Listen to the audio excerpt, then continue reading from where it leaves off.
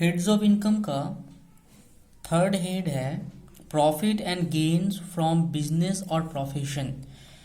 तो अब हम लोग पढ़ने वाले हैं profit and gains from business और प्रोफेशन का हेड।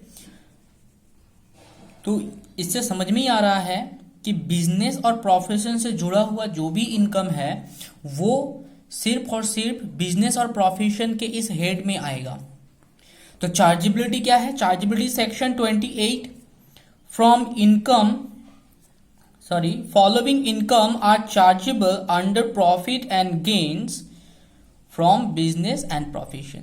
तो ये जो फॉलोइंग इनकम्स है, यहाँ पे कुछ आइटम्स है, 9-10 आइटम है। ये जितने भी आइटम है ये सारे profit and gains from business और प्रोफेशन का हेड का आइटम है। यहाँ पे जितने इनकम होंगे, अराइज होंगे इन सब से, तो वो सारे इस हेड में आएगा। तो पहला क्या है? प्रॉफिट ऑफ एनी बिजनेस और प्रोफेशन। किसी भी बिजनेस और प्रोफेशन का प्रॉफिट कैरिड बाय एसएससी के द्वारा कैरिड किया जाता है at any time during previous year. At any time during previous year के किसी भी समय, मतलब हमारा जो प्रीवियस ईयर चल रहा है 2019-20 जो प्रीवियस ईयर है, इस प्रीवियस ईयर के किसी भी समय मैं क्या करता हूं? बिजनेस करता हूं। मतलब इस ड्यूरिंग दिस पीरियड अगर मैं सिंगल डे भी क्या करता हूं? बिजनेस करता हूं, तो उससे होने वाला इनकम या प्रॉफिट मेरा बिजनेस प्रोफेशन के हेड में जाएगा। ठीक है, तो ये समझ में आया। During previous year any time का मतलब समझ में आया कि मुझे पूरा साल बिजनेस करना है, ऐसा कोई बात नहीं है। मैं 10 दिन बिजनेस किया, प्रॉफिट कमाया, बिजनेस बंद कर दिया, वो इनकम भी बिजनेस प्रोफेशन में जाएगा। और मैं अगर पूरा साल कर रहा हूं तो वो तो इनकम है ही बिजनेस प्रोफेशन का। उसके बाद देखो, पार्टनर्स ऑफ ए फॉर्म का पार्टनर है, ये क्या रिसीव करता है? इंटरेस्ट, सैलरी, बोनस, कमीशन और any type of remuneration due है या रिसीव्ड है फ्रॉम फॉर्म। ये इनकम भी कहां जाएगा? बिजनेस प्रोफेशन में जाएगा। क्यों? तुम तो बोलोगे सर सैलरी, इंटरेस्ट, बोनस ये तो सैलरी के हेड में आना चाहिए। तो सैलरी का हेड में चार्जेबिलिटी याद करो, क्या बोला था कि पेयर और पेई के बीच में इंप्लॉयर और एम्प्लॉय का रिलेशनशिप होना चाहिए। लेकिन यहां पे पार्टनर्स तो ओनर है फॉर्म का, तो यहां पे इंप्लॉयर एम्प्लॉय रिलेशनशिप नहीं आया। तो इसीलिए फॉर्म से मिलने वाला इंटरेस्ट, सैलरी, बोनस, कमीशन या किसी भी प्रकार का रेम्युनरेशन जो कि ड्यू हो या रिसीव्ड हो गया, एडवांस में रिसीव हो, जो भी, वो सारा बिजनेस प्रोफेशन में जाएगा। क्योंकि वो खुद के बिजनेस से ही तो इनकम कर रहे हैं, इसीलिए वो बिजनेस प्रोफेशन के हेड में चला जाएगा, पार्टनर्स का इनकम। ठीक है, तो उसके बाद है कंपनसेशन ड्यू और रिसीव्ड। कंपनसेशन ड्यू है, कंपनसेशन मतलब भुगतान। अभी कंपनसेशन मिलना बाकी है या मिल चुका है, रिसीव्ड, तो ये भी मेरा क्या है? बिजनेस या प्रोफेशन का इनकम है। तो अब तुम पूछोगे सर ये कंपनसेशन कैसे बिजनेस का इनकम हो गया? ये कंपनसेशन पाना भी कोई क्या बिजनेस होता है? तो कंपनसेशन पाना कोई बिजनेस नहीं होता है, लेकिन कंपनसेशन को बिजनेस प्रोफेशन में रखा गया है। और वो कौन सा कंपनसेशन? जो कि तुम्हारे बिजनेस और ट्रेड से जुड़ा हुआ है, वो कंपनसेशन। जैसे यहां पे बोला है किस लिए रिसीव हो रहा है compensation? For termination, modification of agreement for managing a company. समझ लो, एक कंपनी है, जैसे मिस्टर एक्स है, मिस्टर एक्स का 4 कंपनी है, ठीक ना? कंपनी 1, 2, 3, 4, ये सारे कंपनी है। ठीक है, और तुम उस कंपनी का चार्टर अकाउंटेंट हो, तुम उस कंपनी का क्या हो? सीए हो। तो इन चारों कंपनी का जो मैनेजिंग है वो तुम संभालते हो, मैनेजिंग अफेयर्स को तुम संभालते हो। अब मिस्टर एक्स ने ऐसा एग्रीमेंट किया है, देखो भाई सीए, तुम इस चारों कंपनी का जो मैनेजिंग जो भी काम है, मैनेजमेंट का जो भी काम है वो तुम संभालो, और इसके लिए तुम्हें क्या मिलेगा, फीस मिलेगा। अब बाद में ना टर्मिनेशन हो रहा है इस एग्रीमेंट का। टर्मिनेशन मतलब होता है कैंसिल होना, या उसमें कुछ मॉडिफिकेशन हो रहा है। क्या हो रहा है, बोला गया कि मिस्टर सीए तुम सिर्फ कंपनी 1 और कंपनी 2 को संभालो, और 3 और 4 को तुमको देखने का जरूरत नहीं है, वो हम संभाल लेंगे। या टर्मिनेशन हो गया यहां पे एग्रीमेंट का, या उसमें कुछ मॉडिफिकेशन हुआ। तो पहले उसे ज्यादा कमीशन मिल रहा था, ज्यादा कंपनी का मैनेजमेंट वो देख रहा था, इसीलिए उसे ज्यादा कमीशन मिल रहा था या फीस ज्यादा मिल रहा था। लेकिन अब अगर उसको कंपनी कम देखना है, मैनेजमेंट कम करना है, तो उसे तो फीस भी कम दिया जाएगा ना। उसे बोला गया था पर कंपनी के लिए उसे पर मंथ 50,000 का क्या मिलेगा, फीस मिलता रहेगा। तो 50,000 2 लाख का फीस मिलता था पर मंथ, लेकिन अब उसे सिर्फ 1 लाख मिलेगा, तो उसका तो लॉस हो रहा है ना। तो वो बोल रहा है देखो भाई एग्रीमेंट जैसा है वैसा, तो इससे तो मेरा लॉस होगा। तो मिस्टर एक्स बोल रहा है तुम्हें उस लॉस के लिए मैं कुछ कंपनसेशन दे दूंगा, भुगतान दे दूंगा। तो ये चला जाएगा, ये जो भी इनकम हो रहा है तुम्हें कंपनसेशन जो भी मिला इस कंपनी को ना मैनेज करने के लिए, जो या अग्रीमेंट को टर्मिनेशन करने के लिए जो भी कंपनसेशन तुम्हें दिया जा रहा है, वो कंपनसेशन तुम्हारा बिजनेस और प्रोफेशन का इनकम है। ठीक है, तो तुम्हारा बिजनेस ही है, या बोल सकते हो तुम प्रोफेशन में हो कि तुम सब कंपनी का जो मैनेजमेंट है उसे संभालते हो। अब तुम्हारा वो टर्मिनेशन एग्रीमेंट जो है अगर टर्मिनेट किया गया, एग्रीमेंट को टर्मिनेट कर दिया जाएगा, तो तुम्हें तो फीस नहीं मिलेगा, तो इससे तुम्हारा लॉस होगा। तो तुम्हें मिस्टर एक्स बोल रहा है कि उसके लिए तुम्हें क्या दिया जाएगा, कंपनसेशन, और वो कंपनसेशन इनकम तुम्हारा बिजनेस प्रोफेशन का इनकम है। अब समझ में आया। इसके बाद नेक्स्ट बोला है कंपनसेशन मिल रहा है किस लिए, फॉर टर्मिनेशन या modification of term of agency. Agency के जो भी टर्म एंड कंडीशन है उसमें कुछ मॉडिफिकेशन टर्मिनेशन किया गया, और इसके वजह से तुम्हारा कुछ लॉस हो रहा है, और इसके लिए तुम्हें भुगतान दिया गया। कंपनसेशन किसी लॉस के लिए ही दिया जाता है, कोई प्रॉफिट के लिए कंपनसेशन नहीं देता है। जैसे कि देखो, समझ लो मिस्टर एक्स, इसका ना 3 जगह कंपनी है या 4 जगह कंपनी है, प्लेस 1, प्लेस 2, प्लेस 3, प्लेस 4। इन जगहों पे उसका ब्रांच है, और मैं सप्लायर हूं हीरो साइकिल का। ठीक है, मैं सप्लायर हूं हीरो साइकिल का, तो मैं इन जगहों पर क्या करता हूं, सप्लाई करता हूं। तो मुझे एजेंसी मिला हुआ है इन जगहों पर सप्लाई करने के लिए। तो अब बोल रहा है मिस्टर एक्स, मैं ना कुछ मॉडिफिकेशन करना चाहता हूं एग्रीमेंट में, कि आप ना ये जो 4 नंबर प्लेस है इसमें सप्लाई मत कीजिए, यहां पे मुझे साइकिल का जरूरत नहीं है।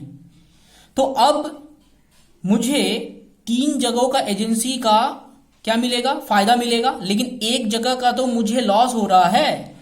ठीक ना, एग्रीमेंट में जैसे ही चेंजेस हुआ तो अब मैं क्या बोलूंगा कि देखो भाई ऐसा तो होगा नहीं, मेरा लॉस करके मैं तो ऐसा करूंगा नहीं। तो ये बोल रहा है मिस्टर एक्स, इसके लिए मैं आपको ना कुछ भुगतान दे दूंगा, कंपनसेशन दे दूंगा।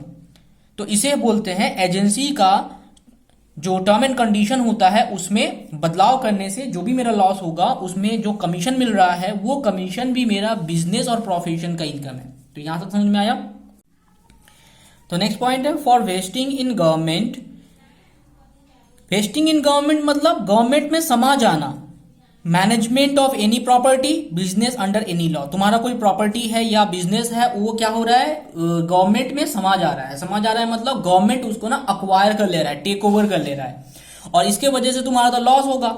समझ लो तुम बिजनेस करते हो, राइस का बिजनेस करते हो, तुम डीलर हो, तुम वेस्ट बंगाल में राइस का एकमात्र डीलर हो। तो वेस्ट बंगाल सरकार बोल रहा है कि यहाँ पे जो तुम राइस का डीलरशिप कर रहे हो ये हम टेक ओवर कर ले रहे हैं अंडर दिस लॉ। ठीक है, अब तुम गवर्नमेंट को बोलो कि मेरा तो लॉस हो जाएगा, आप अगर अब मेरा बिजनेस को टेक ओवर कर लेते हैं तो मेरा तो लॉस होगा। तो गवर्नमेंट बोलता है लॉस नहीं होगा, मैं आपको एक रिजनेबल अमाउंट कंपनसेशन दे दूंगा जिससे कि आपका क्या रहे, आप दूसरी जगह जाके बिजनेस कर सकते हो। तो जो भी मुझे कंपनसेशन मिला गवर्नमेंट की तरफ से मेरे बिजनेस को अक्वायर करने के लिए, वो इनकम भी क्या हो गया, बिजनेस प्रोफेशन का इनकम हो गया। ठीक है, तो मैंने एक छोटा सा एग्जांपल दिया राइस डीलर के लिए। ऐसा होता नहीं है, ऐसा कोई किसी किसी बिजनेस में ही होता है कि गवर्नमेंट उसको ना टेक ओवर कर लेता है। उसके बाद देखो बोला है, ये नया अमेंडमेंट है, अमेंडमेंट फाइनेंस एक्ट 2018 में आया था। From any person by whatever name called at or in connection with the termination or the modification of the term and condition of any contract relating to his business। तो इस point में ही तो ये दोनों point आ गया, इसको छोड़कर। कैसे देखो, कोई भी व्यक्ति by whatever name called at or in connection with the termination or modification, termination modification इसमें भी था, इन दोनों पॉइंट में। ऑफ टर्म एंड कंडीशन, इसमें भी टर्म एंड कंडीशन के बारे में था, जैसे कि agreement, term of any contract, कोई भी कॉन्ट्रैक्ट का, रिलेटिंग टू हिज बिजनेस, उससे उसके बिजनेस से जुड़ा हुआ। ये दोनों तो उसके बिजनेस प्रोफेशन से जुड़ा हुआ ही है। जैसे मैनेजिंग करना कोई कंपनी का, उसका बिजनेस है या मैनेजमेंट है। तुम्हारा एजेंसी बिजनेस है एक, तो जो भी बिजनेस है ये इसी पॉइंट में आ गया, सिर्फ इस पॉइंट को छोड़कर। मतलब इसी को ना मॉडिफिकेशन करके फिर से बताया गया। ठीक है, तो ये समझ में आ गया। उसके बाद नेक्स्ट क्या है देखो, non compete fees and exclusively rights. Non compete fees क्या होता है, any sum receivable in cash और kind under an agreement for. तो तुम्हें कुछ कैश या अमाउंट मिला है, कैश में या काइंड में, किस लिए, नॉन कंपीट फी के तौर पर। For not carrying out any activity in relating to any business. मतलब तुम किसी भी प्रकार का बिजनेस एक्टिविटी कैरी नहीं कर सकते, इसके लिए तुम्हें कंपटीशन फीस दिया गया है, तो वो तुम्हारा कंपेंसेशन है। ठीक ना, जैसे कि समझो एक तुम लोग ये पेन देखे होंगे, अग्नि जेल जो पेन था, और एक पेन है समझ लो ओके डिलक्स। ठीक है, ये दो पेन है, पेन कंपनी है। तो ये दो कंपनी में अग्नि ने बोला ओके डिलक्स को कि देखो भाई, तुम ना इस एरिया तक अपना पेन मत बेचो, इस एरिया के बाहर बेचो। अग्नि जेल ने ओके डिलक्स को बोला कि तुम मेरा जो ये एरिया है इसके अंदर तुम मत बेचो। तो ओके डिलक्स क्या बोलेगा, क्यों नहीं बेचू भाई, तुम भी बेच सकते हो, हम भी बेच सकते हैं, तो इसमें हम क्यों नहीं बेचेंगे बताओ। तो ये बोला भाई तुम मेरे साथ कंपटीशन क्यों कर रहे हो, कंपटीशन मत करो। और ये कंपटीशन ना करने के लिए इसे ना एक कंपेंसेशन भी दे रहा है। बोला कि मैं अगर यहां पे नहीं बेचूंगा, मेरा तो यहां पे कस्टमर नहीं मिलेगा, मेरा तो लॉस हो जाएगा, मेरा यहां पे जितने भी कस्टमर बने हैं वो तो अब मेरा कस्टमर नहीं रहेंगे, तो मेरा तो लॉस होगा। तो उसने बोला कि तुम कंपटीशन मत करो, मैं तुम्हें इसके लिए एक अमाउंट दे दूंगा। तो उसी अमाउंट को हम बोलते हैं नॉन कंपीट फी, मतलब कंपटीशन ना करने के लिए फी। अगर कोई भी एक नया कंपनी आता है जो कि एक कंपनी को टक्कर देता है, तो वो उस कंपनी के पास जाता है, बोलता है देखो भाई तुम ना इस एरिया में एक पर्टिकुलर समय तक के लिए क्या मत करो, कंपटीशन मत करो मेरे साथ, तुम और कहीं भी जाके कर लो। समझ लो 2 साल तक, मैंने बोला उसको 2 साल तक आप ठहर जाइए, उसके बाद आप यहां पे बिजनेस कर सकते हैं, ऐसा मैंने उसके साथ एग्रीमेंट किया। तो ये एग्रीमेंट मैंने जो किया इसे हम लोग बोलते हैं नॉन कंपीट करना। मतलब अगर उसके लिए मैं उसे अगर कोई फीस देता हूं तो वो क्या फीस हो गया, नॉन कंपिटेंस फीस।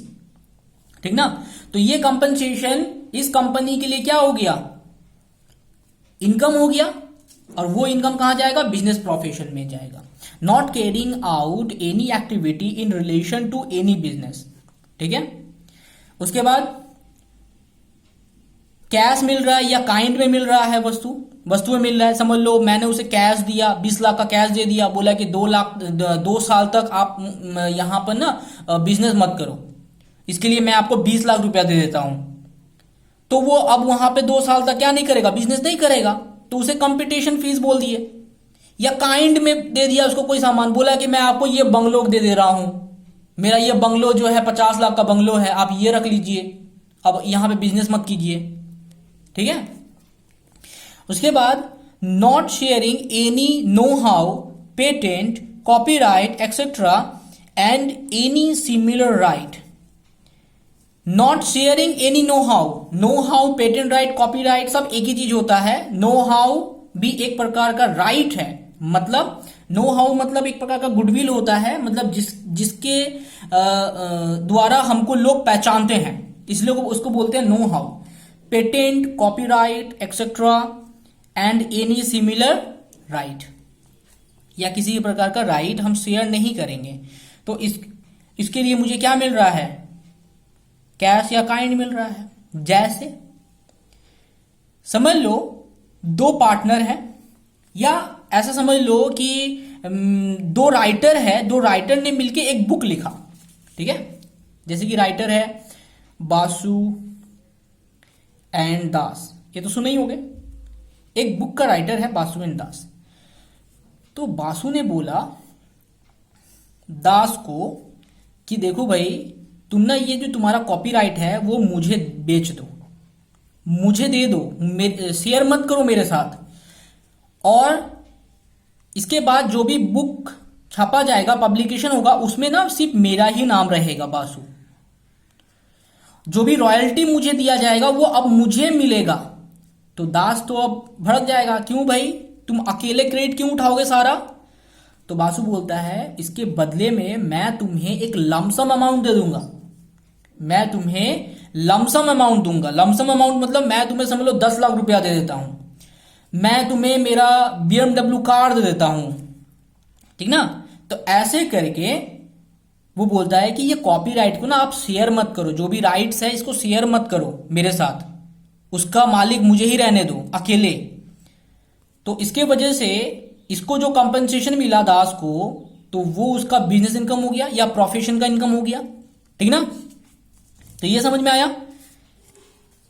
तो कॉपीराइट, पेटेंट राइट या अदर सिमिलर राइट, इसको शेयर ना करने के लिए जो फीस मुझे मिल रहा है वो भी मेरा प्रोफेशनल इनकम है, और वो इसी हेड में आएगा। उसके बाद देखो बेनिफिट्स, परक्यूजिट्स इन कैश और kind arising from carrying on business और प्रोफेशन। बिजनेस और प्रोफेशन में चला रहा हूं, बिजनेस या प्रोफेशन में हूं, उसके लिए मुझे क्या मिल रहा है, कैश या काइंड में बेनिफिट या परक्यूजिट मिल रहा है। जैसे समझ लो कि एक डॉक्टर है, एक डॉक्टर है, वो डॉक्टर ने एक पेशेंट को ऑपरेट किया, मतलब ऑपरेशन किया, हार्ट का ऑपरेशन किया। उसके लिए बोला कि आपको ना फीस भरना होगा 10 लाख का, 10 लाख का फीस भरना होगा। तो हार्ट पेशेंट ने क्या किया, वो बहुत अमीर आदमी था, तो 10 लाख का फीस भर दिया। ठीक है। पेशेंट ठीक हो गया, स्वस्थ हो गया। उसके बाद वो पेशेंट आया डॉक्टर के पास, डॉक्टर के आस आके बोला कि आप मेरा जान बचा लिए, इसके लिए मैं आपको ना, मेरा एक बंगलो है, मेरा एक बंगलो है 20 लाख का, ठीक है, वो मैं आपको गिफ्ट में दे दे रहा हूं, वो मैं आपको गिफ्ट में दे दे रहा हूं। तो डॉक्टर ने जो फीस लिया वो तो प्रोफेशनल, वो जो प्रोफेशन में था उसके लिए फीस लिया, लेकिन उसे उस प्रोफेशन के वजह से क्या मिला, एक बेनिफिट भी मिल गया। तो ऐसा हमेशा होते रहता है। ठीक है। जैसे कि एक लॉयर है, प्रोफेशन में है लॉयर, और उसका एक टेनेंट है, उसने आके बोला कि मैंने ना मर्डर कर दिया, मुझे बचाइए। तो लॉयर का काम है अपना टेनेंट को बचाना। तो उसने केस लड़ा, बोला कि मुझे ना 5 लाख रुपीस चाहिए इसके लिए। तो बोला ठीक है ले लो 5 लाख। तो लॉयर ने क्या किया, उसको बचा लिया। जैसे ही बचा लिया तो वो फिर बाद में आया कि आपने मुझे बचा लिया, मैं तो अब फ्रीली कहीं भी घूम सकता हूं, मैं आजाद हूं, ये सिर्फ आपके बदौलत। लॉयर को बोलता है। तो इसके लिए मैं आपको मेरा जो कार है, BMW कार है या ऑडी कार है, मैं आपको गिफ्ट कर रहा हूं, ठीक है। तो ये बेनिफिट काइंड में है, ये भी काइंड में है, या कैश भी दे सकते हैं हम उसको। तो ये क्या हो गया, अपने प्रोफेशन के बदौलत उसे क्या मिल रहा है, एक बेनिफिट भी मिल रहा है। फीस तो मिल ही रहा है, ये तो प्रोफेशन में जाएगा ही, बिजनेस प्रोफेशन में, और ये जो बेनिफिट जो मिला उसको, ये भी उसका प्रोफेशनल इनकम है, ठीक है। ये समझ में आया। उसके बाद देखो, जैसे परक्यूजिट वगैरह मिलना, परक्यूजिट वगैरह मिलना जैसे कि समझ लो कोई किसी को मैं घूमने का पैकेज दे देता हूं, मैं बोलता हूं कि आप जाइए सिंगापुर, मलेशिया, उसके बाद पेरिस घूम के आइए, सारा खर्चा मेरा है, मैं आपसे आपके सर्विस से बहुत खुश हूं, ठीक ना। ऐसे करके पैकेज भी ऑफर किया जाता है, तो वो सब परक्यूजिट या बेनिफिट ही होते हैं। उसके बाद देखो, सम रिसीव्ड अंडर की man insurance policy including bonus on such policy.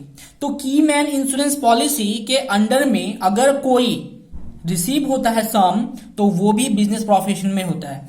तो ये सैलरी में भी आया था, हाउस प्रॉपर्टी में भी था, और यहां पर भी आया है, कैपिटल गेन में भी रहेगा। लेकिन हम लोग इसको अच्छी तरीके से सीखेंगे इनकम फ्रॉम अदर सोर्स में, क्योंकि इसका जरूरत नहीं पड़ता है हम लोग को उतना कैलकुलेशन में, इसका जरूरत पड़ता है सिर्फ अदर सोर्स के कैलकुलेशन में जरूरत पड़ता है, ठीक है। तो इसको हम लोग यहां पे डिस्कस नहीं करने वाले, यह बहुत बड़ा टॉपिक है। उसके बाद देखो, export incentive like sale of import license, cash assistance against export, duty drawbacks of custom excise, custom या एक्साइज। तो एक्सपोर्ट इंसेंटिव मिलना भी हमारे लिए बिजनेस का ही इनकम होता है, और बिजनेस प्रोफेशन के हेड में ही टैक्सेबल हो जाएगा, ठीक है। तो ये एक्सपोर्ट इंसेंटिव क्या होता है, तो इसको समझो। यह समझो कि तुम इंडिया में रहते हो, ठीक ना, जैसे कि ये इंडिया है समझ लो, ठीक ना। तुम इंडिया में रहते हो, तुम बाहर से कोई चीज इंपोर्ट करते हो इंडिया में, क्या करते हो, इंपोर्ट करते हो, ठीक है ना। तुमने बाहर से तुमने इंपोर्ट किया, गवर्नमेंट इंपोर्ट को प्रमोट नहीं करता है। गवर्नमेंट बोलता है कि इंपोर्ट करोगे तो यहां से ना करेंसी बाहर जाएगा, हमारे देश से करेंसी क्या होगा, बाहर जाएगा। तो गवर्नमेंट जो है इसको प्रमोट नहीं करता है, इसलिए इसमें एक इंपोर्ट ड्यूटी डाल देता है। इंपोर्ट ड्यूटी मतलब एक प्रकार का टैक्स डाल देता है, ठीक है। तुम क्या हो, मैन्युफैक्चरर हो, तुम एक मैन्युफैक्चरर हो। तुमने बोला गवर्नमेंट को कि मैंने तो इंपोर्ट किया है एक्सपोर्ट करने के लिए। वो कैसे, तुमने इंपोर्ट किया उसे एक्सपोर्ट करने के लिए, बाहर देशों में एक्सपोर्ट करने के लिए, और गवर्नमेंट इस चीज को प्रमोट करता है बहुत अच्छी तरीके से। तो गवर्नमेंट जब सुना कि तुम इंपोर्ट किए हो एक्सपोर्ट करने के लिए, तब गवर्नमेंट बोलता है कि तब तो तुम्हें क्या करना चाहिए, एनकरेज करना चाहिए। तो तुम्हारा ये मैं क्या कर दूंगा, रिफंड कर दूंगा। गवर्नमेंट ना इस चीज को रिफंड कर देता है फिर से। तो इसी को हम लोग बोलते हैं इंसेंटिव। जो रिफंड मुझे पैसा मिल गया उसी को हम बोलते हैं इंसेंटिव। तो जैसे एक एग्जांपल बोल सकते हैं, मैं बाहर से फैब्रिक इंपोर्ट करता हूं और उसका मैं मैन्युफैक्चर करता हूं क्लोथ। उससे मैं क्या बनाता हूं, क्लोथ या गारमेंट बनाता हूं, क्लोथ। और बनाने के बाद मैं उसे बाहर के देशों में एक्सपोर्ट कर देता हूं। तो इससे गवर्नमेंट खुश हो जाता है और बोलता है कि तब तुम क्या ले लो, जो भी इंपोर्ट ड्यूटी हमने चार्ज किया था वो तुम रिफंड ले लो। तो इसी को हम लोग क्या बोल रहे हैं, इंसेंटिव। और ये हमारा कौन सा इनकम है, पीजीबीपी। हम लोग बिजनेस प्रोफेशन के इस हेड को बोलते हैं PGBP, profit and gains from business और प्रोफेशन, पीजीबीपी, शॉर्ट में पीजीबीपी बोलेंगे, ठीक है। तो ये इंसेंटिव टैक्सेबल हो जाएगा किसके अंडर में, पीजीबीपी के अंदर में। तो गवर्नमेंट भी बहुत चालाक है, पहले तो टैक्स लिया फिर वापस किया, जो वापस किया वो बोल रहा है कि तुम्हारा इनकम है, ठीक है, वो बोल रहा है तुम्हारा इनकम है और ये इनकम पर मैं टैक्स लूंगा पीजीबी के अंडर में। तो पीजीबी में वो कितना परसेंट टैक्स चार्ज कर लेगा बिजनेस पर? 30%, जो हाईएस्ट टैक्स स्लैब रेट होता है ना उसे चार्ज कर लेता है। समझ में आया कि गवर्नमेंट कितना चालाक है? वो इनकम तो कर ही लेता है, एक्सपोर्ट पे भी इनकम कर लेता है। इंपोर्ट में इंपोर्ट ड्यूटी लिया, इनकम हुआ गवर्नमेंट का, फिर वो रिफंड किया, रिफंड कर दिया और बोल रहा है कि जो रिफंड किया जा रहा है वो तुम्हारा इनकम है अंडर द हेड पीजीबीपी। तो अगर अंडर द हेड पीजीबीपी वो इनकम हो गया तो वहां पे तुम क्या कर रहे हो? टैक्स पेमेंट कर रहे हो उस इंसेंटिव के ऊपर। समझ में आया? तो इसीलिए ये इनकम पीजीबीपी में टैक्सेबल हो जाता है, ठीक है। गवर्नमेंट जो है अपना इनकम का जरिया कहीं ना कहीं से ढूंढ लेता है, ठीक है। तो इसी को बोलते हैं ड्यूटी ड्रॉबैक्स। जो इंसेंटिव मिलता है ना इसी को बोलते हैं ड्यूटी ड्रॉबैक्स। टेक्निकल टर्म में इस इंसेंटिव को ड्यूटी ड्रॉबैक्स भी बोलते हैं। तो ये पॉइंट हो गया। अब ये सेल ऑफ इंपोर्ट लाइसेंस क्या होता है? सेल ऑफ इंपोर्ट लाइसेंस होता है, जैसे कि समझ लो तुमने गवर्नमेंट को बोला कि हम इंपोर्ट करते हैं एक्सपोर्ट करने के लिए, तो गवर्नमेंट ना तुम्हें एक लाइसेंस प्रोवाइड करता है, तुम्हें एक लाइसेंस दे देता है कि हाँ तुम ऐसा काम कर सकते हो। तब जाके तुम्हें ये इंसेंटिव जो है मिलेगा, ये ड्रॉबैक्स तुम्हें मिलते रहेंगे अगर तुम्हारे पास वो लाइसेंस रहेगा तब। अब ये लाइसेंस सब किसी को नहीं मिलता है। जो इंपोर्ट करके एक्सपोर्ट करते हैं उन्हीं को ये लाइसेंस दिया जाता है, ठीक ना। और किसी खास मैन्युफैक्चरर को ही दिया जाता है, सभी मैन्युफैक्चरर को नहीं देते हैं। तो ये इंपोर्ट लाइसेंस एक प्रकार का मेरा राइट है इंपोर्ट करके एक्सपोर्ट करने का, और उसमें मैं रिफंड पा सकता हूं गवर्नमेंट की तरफ से। और मैं ये लाइसेंस क्या करता हूं, किसी और को ना सेल कर देता हूं। जब मैं ये लाइसेंस बनाया मुझे मिला, उस समय मुझे सिर्फ 10,000 का कॉस्ट लगा था मान लेते हैं, लेकिन मैं जब बेच रहा हूं उस समय मुझे इसके लिए ना 25 लाख मिल रहे हैं। तो मेरे लिए तो फायदेमंद है, मैं एक छोटा बिजनेसमैन हूं, मेरे लिए फायदेमंद है। तो मैं फिर से क्या कर सकता हूं, अप्लाई कर सकता हूं बाद में जाकर किसी और स्टेट में जाकर, ठीक ना। तो ये मैं क्या करता हूं, बेच देता हूं लाइसेंस को। या मैं समझ लो उस समय इंपोर्ट करके एक्सपोर्ट करने का बिजनेस हटा देता हूं, दूसरा बिजनेस में एंगेज हो जाता हूं, तो अब मुझे ये लाइसेंस का जरूरत नहीं पड़ेगा। जिस समय मैं एक्सपोर्ट करना बंद कर दूंगा या मैं सिर्फ एक्सपोर्ट ही करता हूं, इंपोर्ट करने का मुझे जरूरत ही नहीं है, तो उस समय मेरा ये लाइसेंस का भी कोई जरूरत नहीं है। तो उस समय मैं क्या करता हूं, बेच देता हूं। तो बेचने पर मुझे जो फायदा हो गया वो भी मेरा बिजनेस इनकम। तो इसी को बोलते हैं sale of import license. Import license मैं सेल कर देता हूं। Cash assistance against export. अब ये क्या है, गवर्नमेंट हमें असिस्टेंट करते हैं। असिस्टेंस मतलब सहायता देते हैं। जैसे समझ लो मैंने गवर्नमेंट को अपना प्रोजेक्ट के बारे में बताया, मेरा एक प्रोजेक्ट है, वो प्रोजेक्ट है मान लेते हैं 25 करोड़ का, मैं एक्सपोर्ट करना चाहता हूं और मैंने 23 करोड़ मैंने अरेंज किया।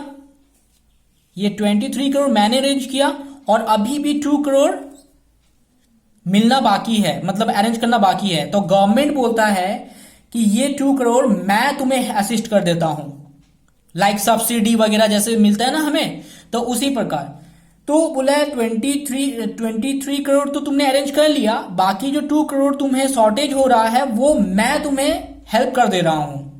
तो इसे बोलते हैं कैश असिस्टेंस अगेंस्ट एक्सपोर्ट, क्योंकि मैं एक्सपोर्ट करने के लिए एक प्रोजेक्ट बनाया हूं, तो वो प्रोजेक्ट जो है बहुत ही हेल्पफुल होगा हमारे इकोनॉमी के लिए।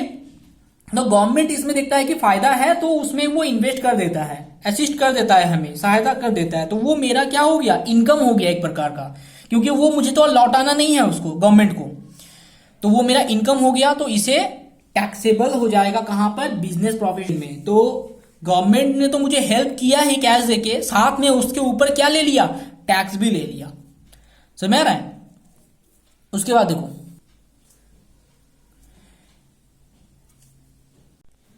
तो उसके बाद देखो, income derived by trade, professional और similar association from specific services perform for its member. मतलब जो भी ट्रेड, प्रोफेशनल या एसोसिएशन है वो अपने मेंबर को ही कुछ स्पेसिफिक सर्विस देते हैं।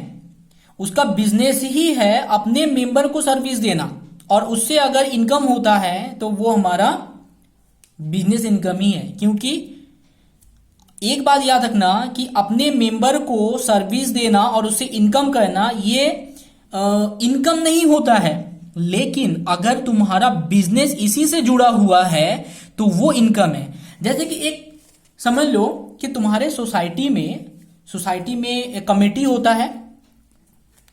कमेटी में समझ लो 50 मेंबर है। कितने मेंबर है? 50 मेंबर्स हैं।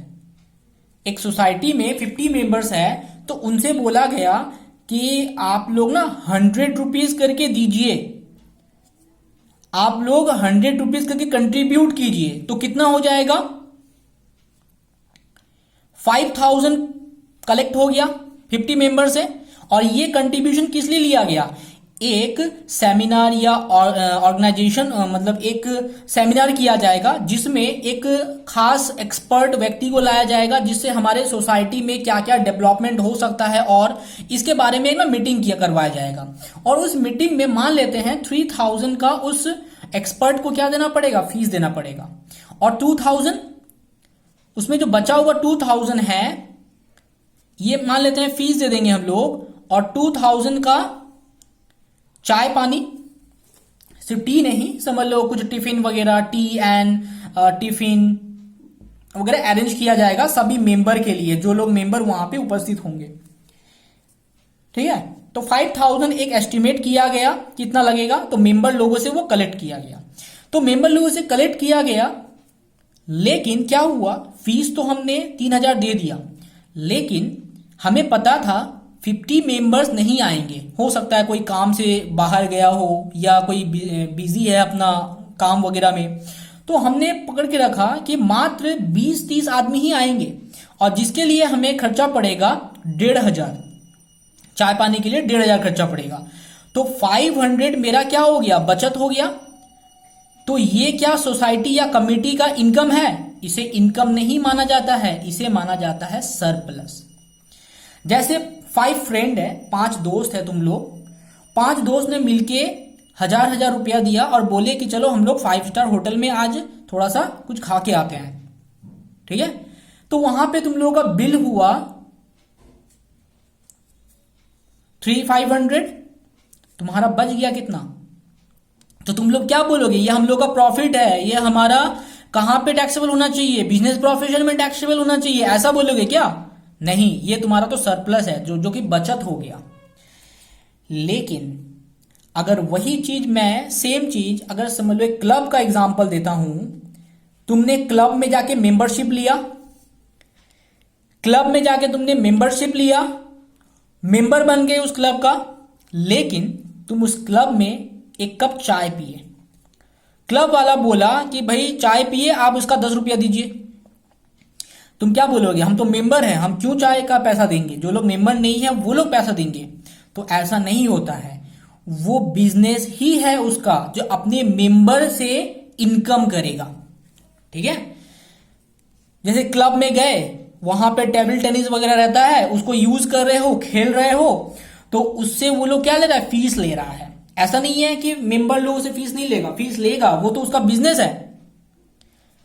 अगर सर्विस देना ही बिजनेस है अपने मेंबर को, तो वो इनकम चार्जेबल हो जाएगा बिजनेस और प्रोफेशन में। ठीक है, ये समझ में आ गया। नेक्स्ट, एनी सम वेदर रिसीव्ड और रिसीवेबल इन कैश और काइंड, कोई भी सम कैश और काइंड में रिसीव हो रहा है, on account of any capital asset being demolished, destroyed, discarded or transferred, if expenditure on such capital asset has been allowed as deduction under section 35 AD। तो 35 AD में क्या बोला गया है, देखो तो यहां बोला है कि अगर कोई भी अमाउंट रिसीव हो रहा है कैश में या काइंड में, किसकी वजह से, कोई भी कैपिटल एसेट का डेमोलिश हो गया, मतलब डेमोलिश मतलब वो नष्ट हुआ हो गया, डिस्ट्रॉय हो गया, डिस्कार्डेड और ट्रांसफर, डिस्कार्डेड और ट्रांसफर मतलब उसे बेच दिया गया, ठीक ना। तो इसके लिए मुझे क्या मिला है, कुछ कैश या काइंड मिल गया।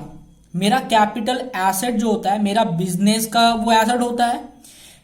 बिजनेस का इनकम को हम, रेवेन्यू इनकम को बिजनेस का इनकम ऑलवेज माना जाता है, लेकिन कैपिटल एसेट को कभी भी हम लोग बिजनेस का इनकम नहीं बोलते, वो तो उसको हम लोग बिजनेस का एसेट बोलते हैं, ठीक है ना, कैपिटल एसेट को। तो अगर ये कैपिटल एसेट समझ लो डिस्ट्रॉय हो गया या उसे सेल कर दिए हैं और उसमें कोई खर्चा अगर मुझे डिडक्शन के तौर पे मिल चुका है, तब जाके वो इनकम भी मेरा बिजनेस प्रोफिशिएंट इनकम होगा। अब देखो यहां पर कैपिटल एसेट को बेचने पर हमें ये चार्जेबल होना चाहिए कैपिटल गेन में। कैपिटल गेन में ये बात और भी अच्छी तरीके से समझ में आ जाएगा। कैपिटल गेन में जब भी हम कैपिटल एसेट को बेचते हैं तो वो कैपिटल गेन के हेड में चार्जेबल होता है। लेकिन यहां पे बोला है कि अगर 35 AD में उस कैपिटल के ऊपर, अगर कैपिटल एसेट के ऊपर अगर हमने कोई खर्चा किया है, तो वो मेरा इनकम जो रिसीव होगा वो पीजीबीपी में चला जाएगा, ठीक है। तो ये बात समझ में आया। अगर नहीं समझ में आया तो और एक बार मैं बता रहा हूं, कैपिटल एसेट को सेल करने पर डायरेक्टली जब हम सेल कर देते हैं, उससे जो भी प्रॉफिट होता है वो प्रॉफिट मेरा कैपिटल गेन में जाता है। लेकिन अगर उस कैपिटल एसेट पर मैंने कोई खर्चा किया है, ठीक है, और वो खर्चा मुझे डिडक्शन के तौर पे मिल गया अंडर सेक्शन 35 AD में, तब वो जो मैंने प्रॉफिट किया वो प्रॉफिट बिजनेस प्रोफेशन का इनकम माना जाएगा। इसको मैं बाद में डिस्कस कर दूंगा। उसके बाद देखो, the fair market value of inventory as on the date on which it is converted into or treated as capital asset determined in the prescribed manner, section 28(6)(a) finance act 2018 में ये amendment आया है, नया amendment.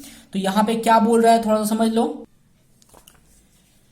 तो यहां पे बोला है कि जब कभी भी हम लोग कैपिटल एसेट